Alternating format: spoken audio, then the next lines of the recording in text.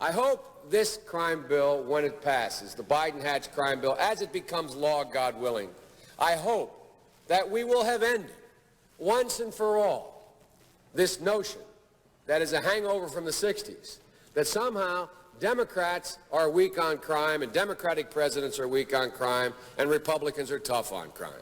The truth is, every major crime bill since 1976 that's come out of this Congress, every minor crime bill has had the name of the Democratic senator from the state of Delaware, Joe Biden, on that bill, and has had a majority vote of the Democratic members of the United States Senate on the bill.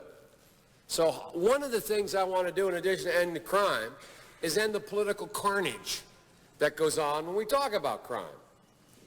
Crime is not Democrat or Republican. Making the streets safe is not a Democratic or Republican issue. This is one of those issues I hope this passage of this bill will be taken out of the gridlock category and moved into an emerging consensus. And the consensus is as follows, and I will cease when I finish this statement. The consensus is, A, we must take back the streets.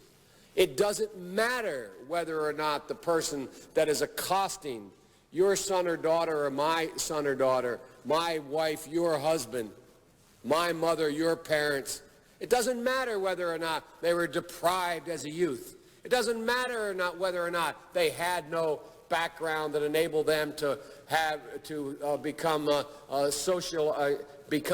socialized into the fabric of society. It doesn't matter whether or not they're the victims of society. The end result is they're about to knock my mother on the head with a lead pipe, shoot my sister, beat up my wife, take on my sons.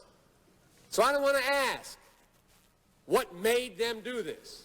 They must be taken off the street. That's number one. There's a consensus on that. The Democratic chairman of the Judiciary Committee, the Democratic president of the United States of America, the Democratic attorney general, the Republican leader of this effort, Senator Hatch, the Republican senator from Texas. We all agree on that. Now, we can find some fringe folks in the study groups on the right wing and left wing, libertarians and left-wingers in my party who say, no, that's not what we should do. But politically, that consensus has been arrived at. I acknowledge there was not that consensus in the 60s. There is today. There's a second thing that we all have agreed upon, and that is unless we do something about that cadre of young people, tens of thousands of them, born out of wedlock, without parents, without supervision, without any structure, without any conscience developing, because they literally, I yield myself 3 more minutes, because they literally have not been socialized. They literally have not had an opportunity.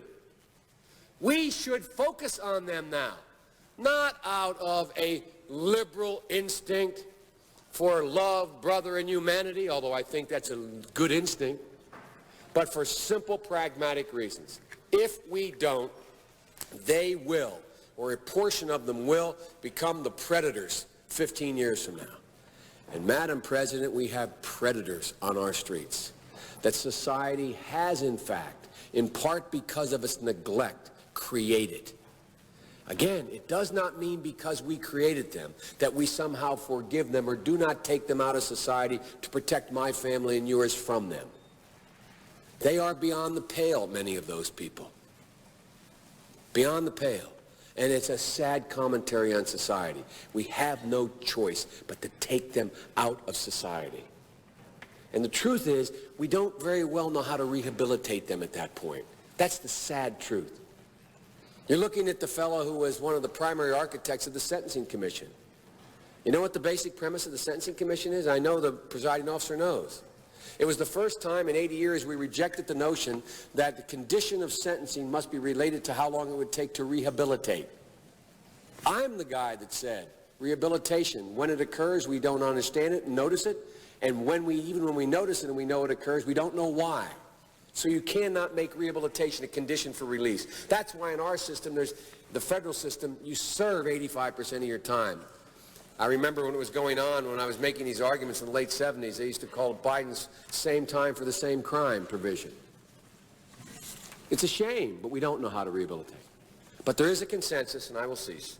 A, we must make the streets safer. I don't care why someone is a malefactor in society. I don't care why someone is antisocial. I don't care why they become a sociopath. We have an obligation to cordon them off from the rest of society, try to help them, try to change their behavior. That's why we do in this bill. We have drug treatment and we have other treatments to try to deal with it. But they are in jail, away from my mother, your husband, our families. But we would be absolutely stupid as a society if we didn't recognize the condition that nurtured those folks still exist. And we must deal with that. Another thing about how perspectives change over time. Bobby Rush, member of Congress, said the other day, "I'm ashamed that I voted for the '94 crime bill." You ashamed of that bill? Not at all. And in fact, I drafted the bill, as you remember. I know that.